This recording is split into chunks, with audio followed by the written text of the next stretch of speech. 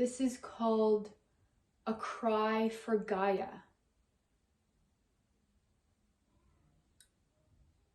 Forests, lusciously green, water dripping, sunlight drinking, collaborative, air-producing vegetation, brimming with insects and critters and animals going about, eating and socializing and building nests and defecating plant food that fertilizes the forest's seeds and feeds them all over again. Can you see it? The sensation of the humus between my toes, cool and moist. The leaves brushing against the hair on my legs, against the skin of my face, leaving trails of water droplets shimmering in the sun rays, filtering through the dense canopy overhead. Yes, the smell. Oh, the smell of living, breathing flora feeding on decaying matter, of earthworms, the out-of-sight fragrance of flowers, the aroma of herbs which I do not know by name, the sweet muskiness of other mammals nearby. The memory of this smell brings tears to my eyes. And the sounds, a symphony of life, from the whisper of ants carrying pieces of leaves to the birds singing to one another, to the soft and sharp noise of my feet breaking a dead branch, to the laughter of the children running around looking for treasure. So full. The gladness and sweetness of finding fruit and eating them from the bushes, leaving some behind and taking some with me for the others back home. The joy at having found nuts on the ground where the tree left them a gift from the forest. I can sense the bulge of them in my backpack. The familiarity of the path so many creatures have walked on, not just bipeds like me, brings comfort. Turning the corner, I enjoy the sight of our little shelters nestled away, the perfect simplicity providing everything that we need. My sun-kissed cheeks also burn from having smiled a lot, overflowing with joy at the fullness of being, the aliveness of this very moment.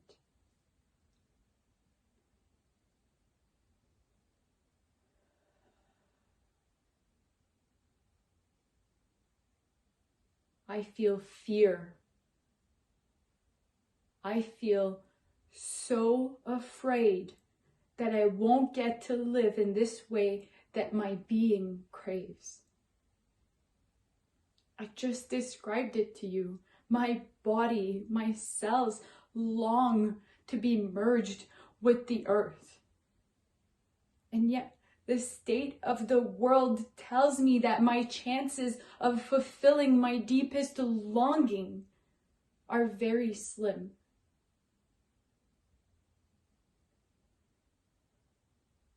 I feel fear for myself, for not getting to live in such a graceful dance with the land. And most importantly, I fear what the children might inherit. My brothers and sisters' children. Will they even get to smell the richly sweet, full smell of the mycelium doing what they do best so that the plants can drink their food? I have so much sadness for myself, for the people born in oversized concrete pseudo villages, baked and dried by the sun, pumped with sterilized air and artificial food. I feel sad that there are people that have never seen the wilderness, let alone slept one night in a place that has no Wi-Fi, no cell signal, no towers, no smog or stench of human civilization.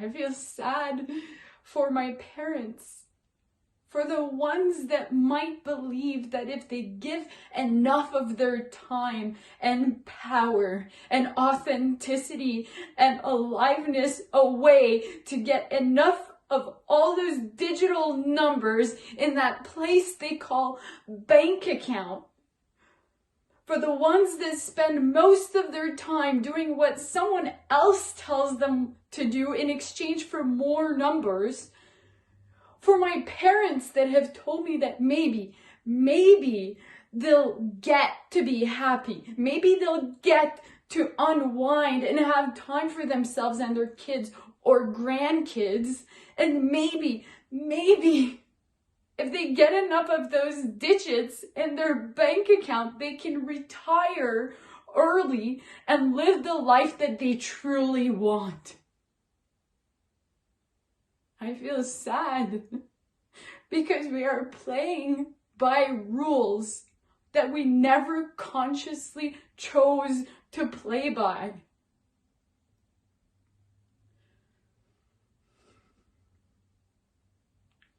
And I feel anger because the great being that is providing every single one of my nourishments, the very great being that has birthed the life form that I am, is getting raped and destroyed and used and violated and abused and disrespected and suffocated. The great being that is housing me is getting ripped apart, opened up, drilled into deep, blasted through, poisoned and sucked dry. I know she will make it. I'm not so sure that we will. I feel angry. How could I have ever let this happen?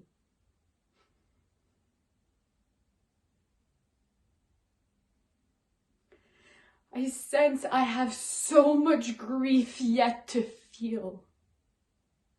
So many tears to be shed for the frogs dying every day because of the fertilizers in our rivers.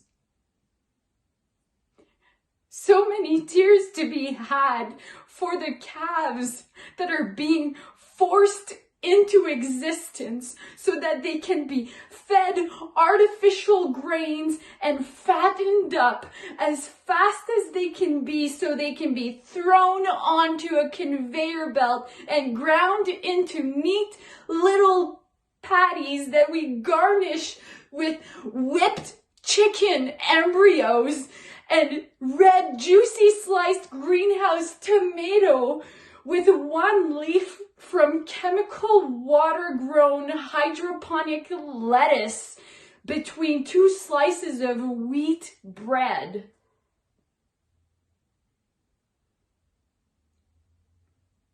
I grieve the thousands of free, roaming, majestic bison that were slaughtered for profit, for growing as much wheat as we can. I grieve the baby bobolinks. They're getting crushed to death and pulverized as monstrous GPS-powered tractor combines harvest, or rather extract and steal the seed from the wheat grasses, pillaging the ecosystems that were once plains. What have I done? There can never be enough tears coming out of my eyes, hoarseness of my screams for the ancient ancestral forests being raped of their elder plant beings, being ripped out of my mother, leaving gaping holes and deserted destruction behind so that we can burn them into clean, sustainable energy to briefly power the devices that are keeping us numb and separate from each other and our connection with our very own special service to the evolution of consciousness. How could I have let this happen? After being on this earth for 23 years, I already grieve my unborn children, the very life I have been shaped to give is ripped away from me by choice. And I feel profoundly angry that I have spent even a few years of my time giving away my life, giving away my sovereignty, giving away my feelings to serve such an empire. How could I pretend that I don't know what is really going on, as if I would get killed intellectually, socially, culturally, by the ones pretending, believing they must to survive? I am finished playing the win-lose, good, bad, right, wrong, positive, negative, competition, scarcity, intellectual, fake, bullshit game of the adolescent patriarchal empire.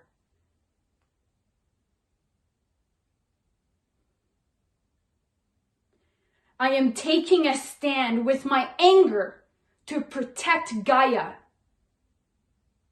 I hold out my hand in grief. Walk with me over the bridge to next culture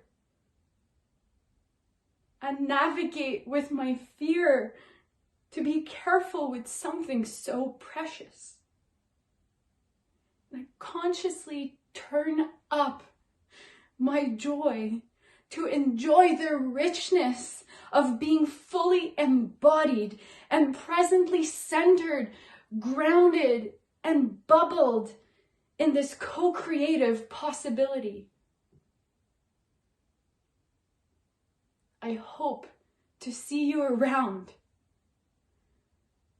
Harvaga.